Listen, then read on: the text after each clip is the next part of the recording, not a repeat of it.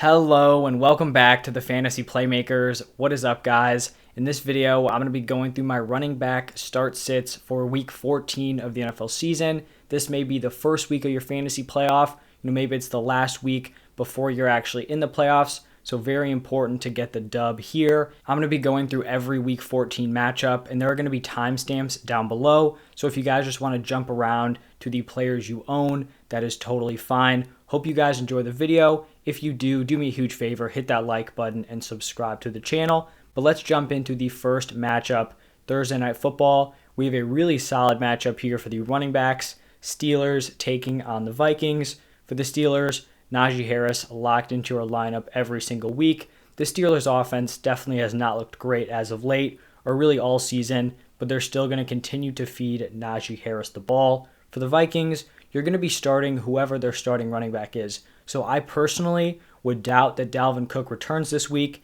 and if he's not going to be playing, Alexander Mattison, lock in your lineup, mid to high-end RB1 when Dalvin Cook is not there. Moving on to Sunday, we have the Cowboys taking on the Washington football team, and the Cowboys backfield is just really rough to kind of navigate through right now with Zeke dealing with an injury. Instead of them just sitting him, which seems like the best kind of option here long-term and for fantasy, if we're being honest here, they're continuing to play both these running backs, but Zeke doesn't look good, and they're just totally splitting touches. So I ended up listing both of these running backs as starts. This is a decent matchup against Washington. There is a possibility they go up early and are kind of able to run the ball to ice the game. I really wouldn't feel extremely confident starting either one of these players. They're probably both going to be like back-end RB2s. Maybe Pollard's like a high-end RB3. So I really wouldn't feel great about either of them. But if you do have Zeke on your team, I'm guessing you're kind of going to be forced into starting him. And then Pollard is more of like a desperation play or maybe a flex option. For Washington, Antonio Gibson, definitely a start moving forward. It doesn't really matter whether or not J.D. McKissic is in the lineup. Obviously, you feel better if McKissic is out just because then Gibson gets that receiving work. But he's still a solid start either way. Then we've got the Jaguars taking on the Titans. For the Jaguars, they had some weird RB usage this weekend, and I think it really came down to James Robinson dealing with an injury. So we actually saw Carlos Hyde take the majority out of the touches out of that backfield, which obviously is not great because it's a bad offense. And if you're going to have running backs splitting touches, that is not a great recipe for fantasy football success.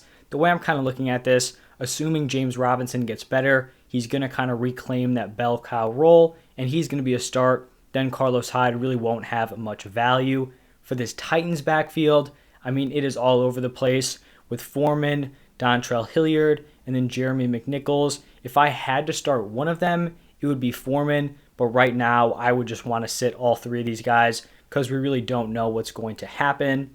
Then we have a gross running back matchup between the Seahawks and the Texans, and it kind of sucks because normally when you're playing the Texans, you feel pretty good about the opposing team's running backs because they're likely going to have a lead. The Seahawks, this is a full-on committee. Alex Collins, Adrian Peterson, Rashad Penny. We had Travis Homer actually have a big day, but that was off of a punt trick play, so not even, him operating out of the backfield. I would just avoid all three of these guys. And then for the Texans, just a running back dead zone the entire season. Rex Burkhead and David Johnson are both going to be sits.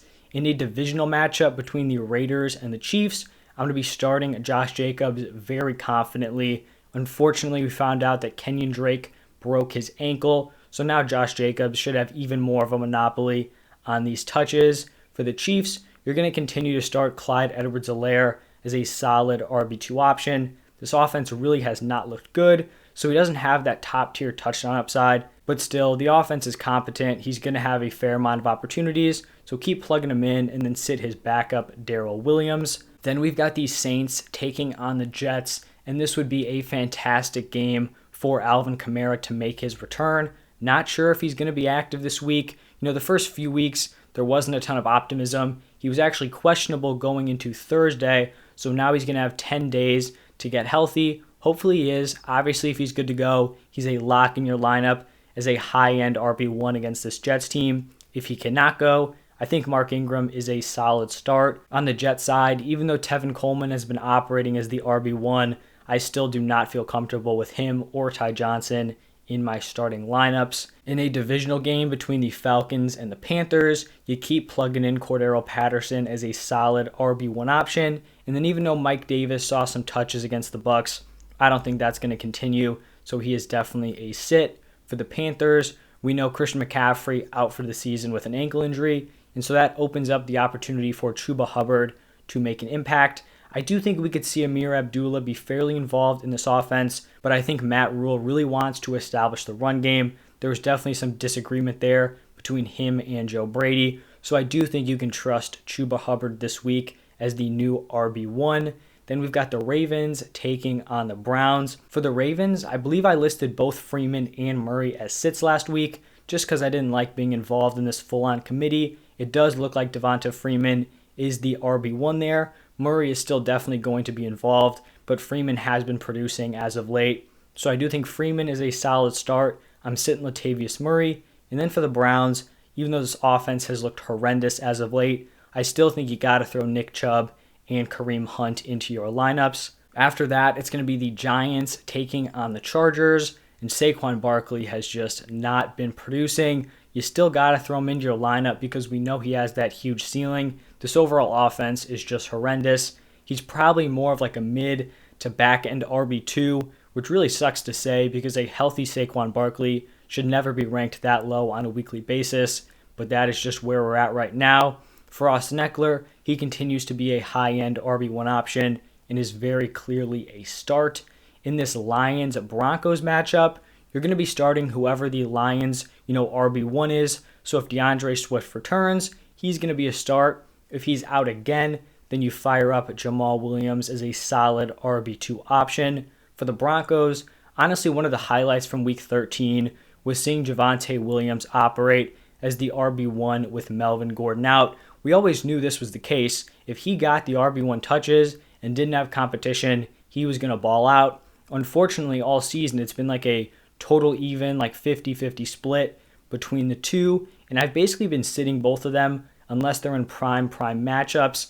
But after watching Javonte Williams just ball out, even if Melvin Gordon returns, I think they've just got to shift a little bit more touches to Javonte Williams. He's the future running back. It is not Melvin Gordon. So even if we're looking at like a 60-40 split in favor of Javonte Williams, I still think that makes him a very solid start against the Lions. And honestly, if you're super desperate, I don't even think Melvin Gordon would be that bad of a play. In this 49ers-Bengals matchup, you're going to be confidently starting both Elijah Mitchell and Joe Mixon as RB1s rest of season. And then in one of the best games of the week, we have the Bills traveling to Tampa to take on the Buccaneers. And for the Bills, I'm just going to be fading this entire backfield per usual, whether it's Devin Singletary, Matt Breida, Zach Moss. I'm just not interested. There's always a ton of confusion with who's going to be getting, the RB1 touches. Plus, this is just a terrible matchup against the Buccaneers run defense.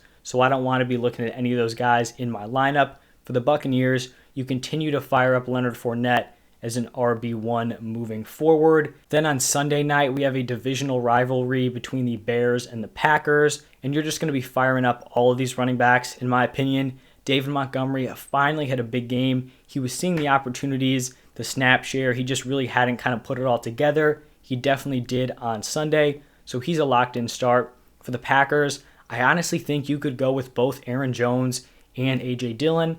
Obviously, I feel more comfortable with Aaron Jones in my starting lineup coming off of that injury. He did play kind of in a limited fashion and then had a bye, so he should be good to go. But I do think this is a game the Packers are likely going to be up early, control it kind of down the stretch, which could also lead to some production out of A.J. Dillon. And then the final game of the week, another fantastic matchup here. Divisional game between the Rams and the Cardinals. And I'm going to be starting both of the RB1s on these rosters. So for the Rams, Darrell Henderson was actually active on Sunday, but he was basically there, for emergency usage. And they relied on Sony Michel for almost every single touch out of that backfield. And he balled out. If it looks like Henderson is healthy and ready to go, reclaiming that RB1 spot, then I think you throw him in there as a solid, probably RB1 play, lower end, at worst, probably a high end RB2, and then you're sitting Sony Michel.